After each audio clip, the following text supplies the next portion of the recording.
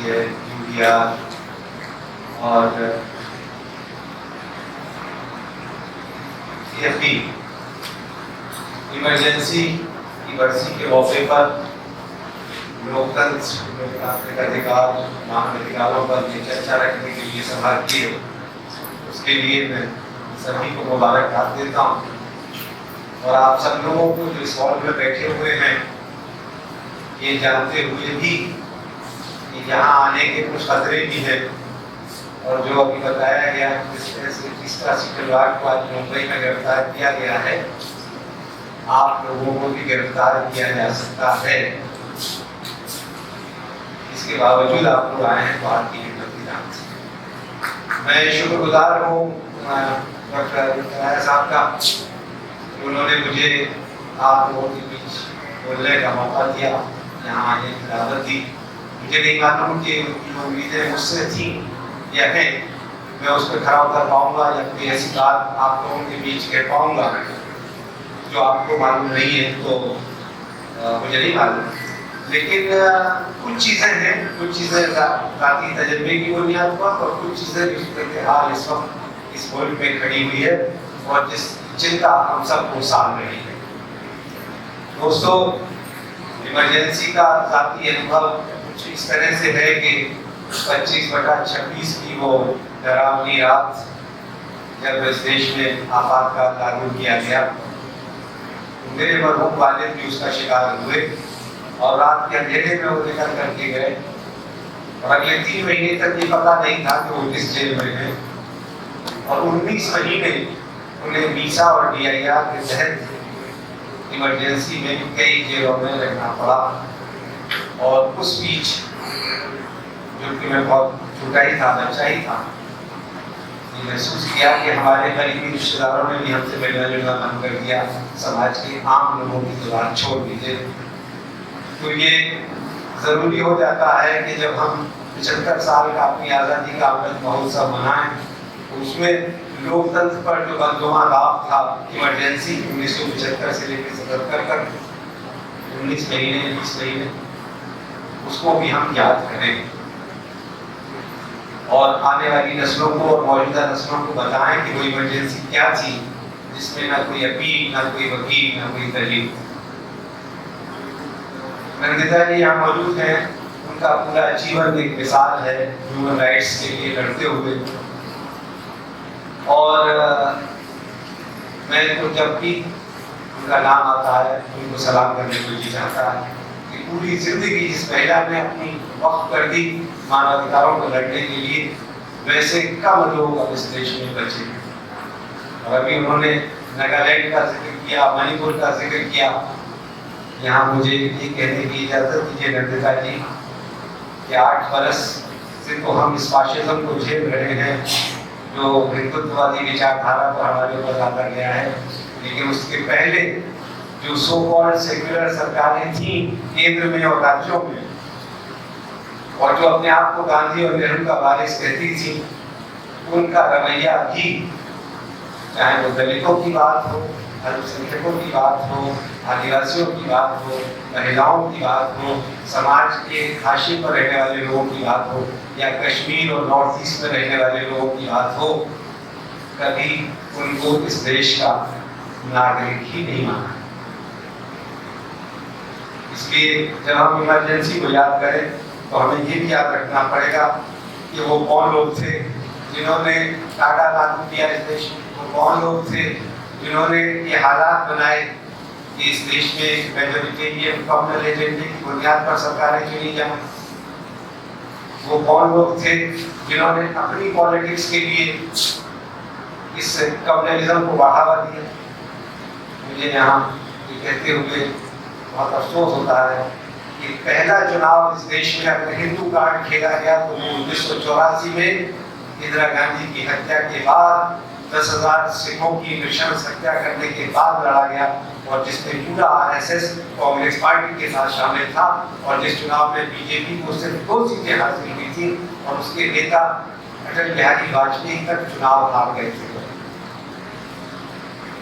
इन चीजों को याद रखने की जरूरत है क्योंकि आज जो लोग राज कर रहे हैं या आज जो इस देश को इन लोगों ने हिंदू बना दिया है, उनका एजेंडा कोई ढका छुपा नहीं।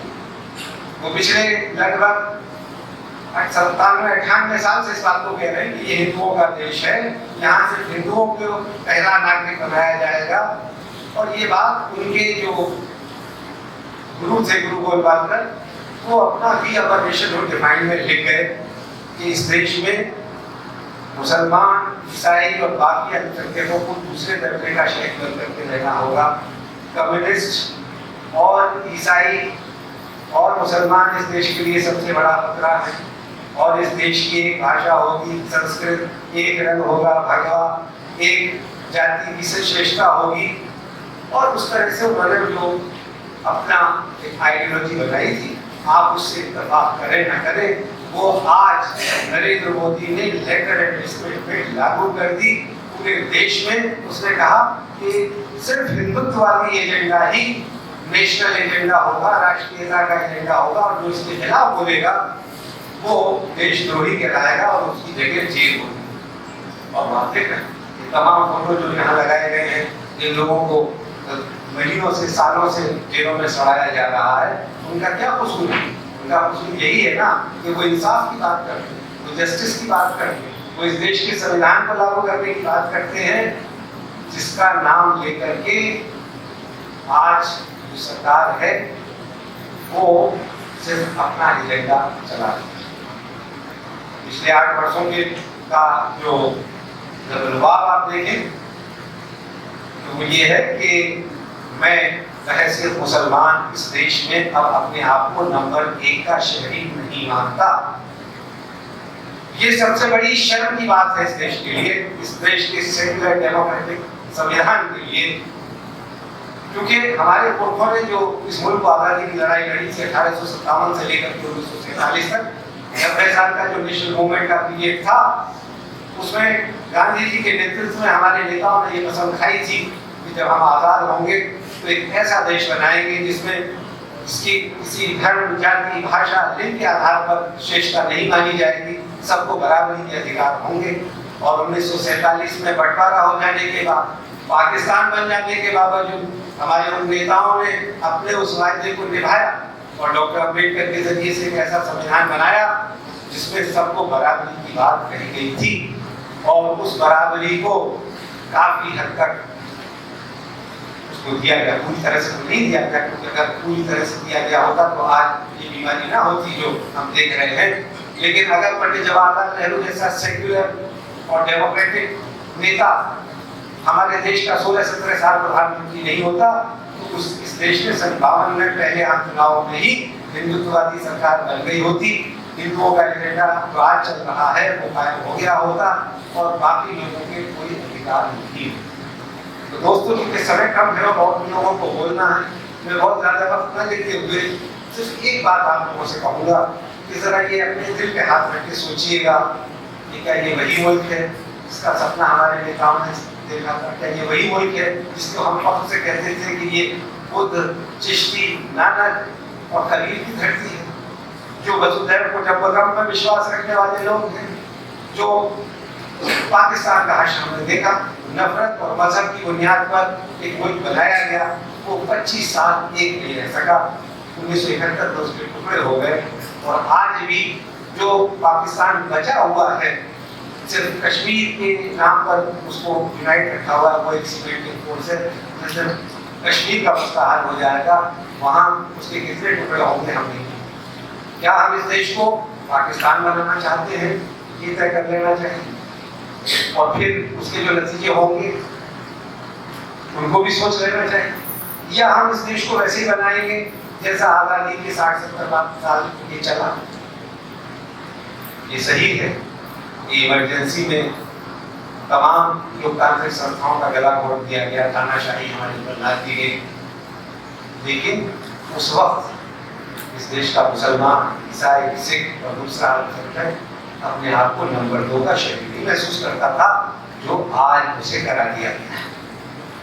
सत्ताधारी पार्टी जो 300 सीटें जीत करके आती है, हमारे सेक्युलर दोस्त कई टीवी डिबेट्स में हमारे साथ इस बात को जस्टिफाई करते हैं, तो भारतीय संविधान के तहत चुनी हुई सरकार है, लेकिन मैं आपसे पूछना चाहता हूँ कि जिस 302 सदस्य वाली पार्टी में एक मुसलमान, एक ईसाई और शायद एक सिख को छोड़ करके कोई दूसरा संगठन ना हो, क्या उसे आप पार्टिसिपेटिव डेमोक्रेसी कहेंगे? क्या उसे आप इंक्लूसिव डेमोक्रेसी कहेंगे? क्या उसमें सबको बराबरी के अधिकार होंगे? और दूसरी और आखिरी बात ये कि पिछले 7-8 साल में जो माहौल बनाया गया है उसमें क्या मैसेज दिया गया है? मैसेज ये दिया गया है कि जो इस सरकार की मुखालिफत करेगा, उसके विरोध में बोलेगा, हटघोष करके आपको मीडिया का स्क्रीन बता दिया, आप लोग खुद भी देख रहे हैं और जानते हैं कि आज टीवी देखने को दिल चाहता है, अखबार पढ़ने को दिल चाहता है, क्योंकि सारी खबरें जिस तरह की होती हैं और जहाँ से आती हैं उसके बारे में भी राय कायम करने में हमें 2 मिनट से ज़्यादा वक्त नहीं लगता। लेकिन क्या हो रहा है? 2020 जनवरी में उत्तर प्रदेश सरकार ने कानून बनाया कि जो विरोध करेगा उसे न सिर्फ गिरफ्तार किया जाएगा बल्कि उसकी संपत्ति जब्त की जाएगी, उस पर तावान लागू किया जाएगा और अब तो नया फॉर्मूला आ गया है कि बुलडोजर से उसका घर ढा दिया जाएगा, भले ही उसका घर हो या ना हो, लेकिन वो अगर मुसलमान है तो उसका घर ढा दिया जाएगा। इस देश में पिछले साल दिसंबर में एक तथाकथित धर्म संसद होती है हरिद्वार, और उसमें बड़े बड़े साधु सन्यासी इकट्ठे होते हैं और वो कहते हैं कि इस देश में कत्लेआम करेंगे, हम मुसलमानों का जेनोसाइड करेंगे, नरसंहार करेंगे। मैंने 1 महीने इंतजार किया और उसके बाद सुप्रीम कोर्ट में जाकर के PIL दायर की कि क्या हम इन लोगों को टॉलरेट कर सकते हैं विद इन इंडियन कॉन्स्टिट्यूशन, क्या इनके खिलाफ कोई कार्रवाई नहीं होनी चाहिए?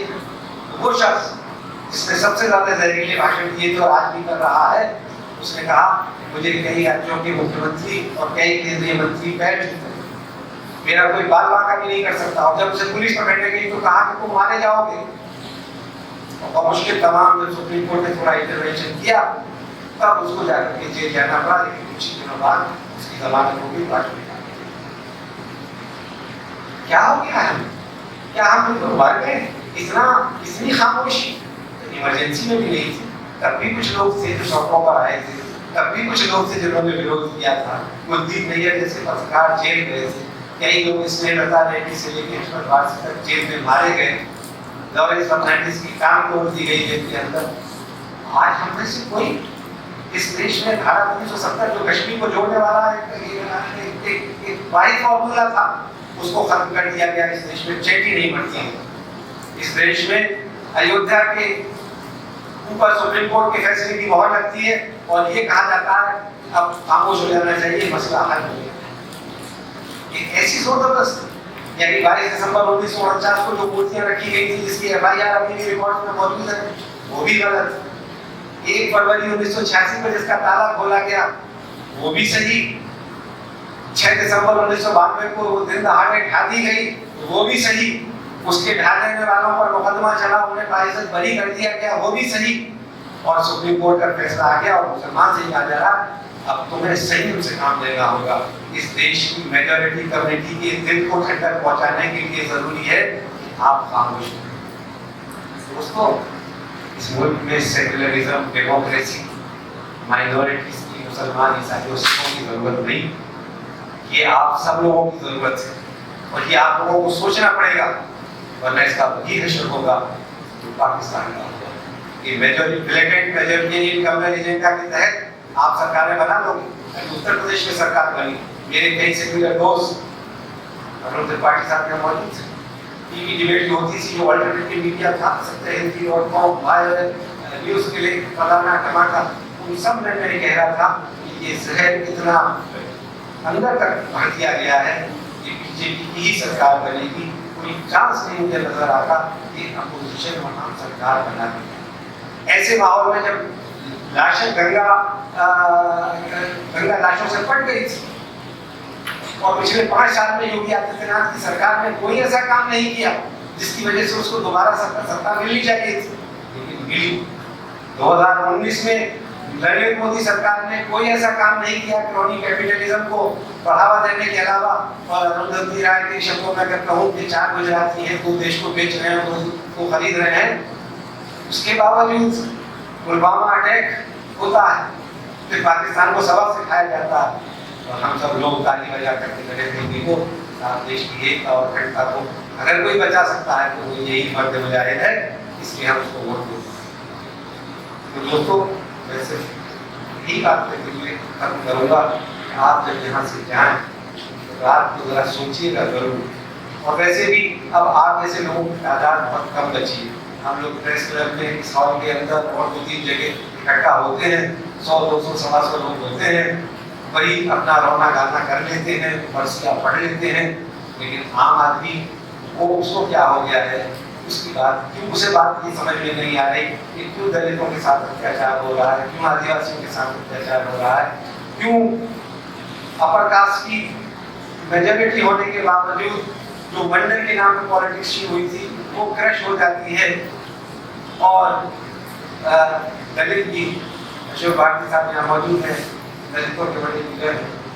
क्यों दलित और पिछड़ा इन्हीं किसी तरह करता आखिर क्या वजह, और क्यों आज नेहरू का नाम लेना अपराध हो गया है, क्यों राष्ट्रीय आंदोलन की बात करना अपराध हो गया है। आज स्कूल में बच्चों से पूछा जाता है कि महात्मा गांधी कौन, तो वो जवाब देता है कि जिसे नाथूराम गोडसे ने गोली। जहाँ गोडसे को ग्लोरीफाई किया जा रहा हो, इससे ज्यादा शर्मनाक बात हम लोगों के लिए नहीं हो सकती। इसलिए जब हम इमरजेंसी को याद करें, उसकी जुल्म ज्यादतियों को याद करें, उसके मुकाबले में तो आज लगता है कि इमरजेंसी अगर इस वक्त इन हालात में हमें रहना है तो शायद हमें वो इमरजेंसी ज्यादा मंजूर होती। बस इसके यहाँ सिविल वॉर की पूरे हालात तैयार कर दिए गए। मेरे मुंह में खाक, मैं उस वक्त से डरता हूँ कि कहाँ से इस मुल्क में चिंगारी फैलेगी और वो कहाँ जाकर के रुकेगी। हमने देखा है अरब कंट्रीज का हाल, सीरिया, जॉर्डन, टर्की, इन सारे देशों में, इराक, अफगानिस्तान, क्या हुआ, किस तरह से चीज़ों को खतरनाक लेवल तक ले जाकर के छोड़ दिया गया। और वहाँ आज बच्चे जो है वो गिरक रहे, उनको न पानी पीने को पानी है, न दवाई है, न खाने को अनाज है। तो बस मैं एक बार फिर आप सब लोगों को इस मौके पर मुबारकबाद दूंगा कि आपने हिम्मत का काम किया, अपना विरोध जताने के लिए आप आए। ये कल किसी अफराद की खबर नहीं होगा, ये किसी चैनल की खबर नहीं होगा, मुझे मालूम है। लेकिन अगर इस हॉल में बैठे हुए लोग ये आज़म कर लें, ये इरादा कर लें कि हाँ हमें अपनी उस खोई हुई विरासत को फिर से वापस लाना है, जो 2014 से पहले जिस तरह से ये देश चलता था, कोई नामुमकिन कुछ भी नहीं है। बहुत बहुत शुक्रिया।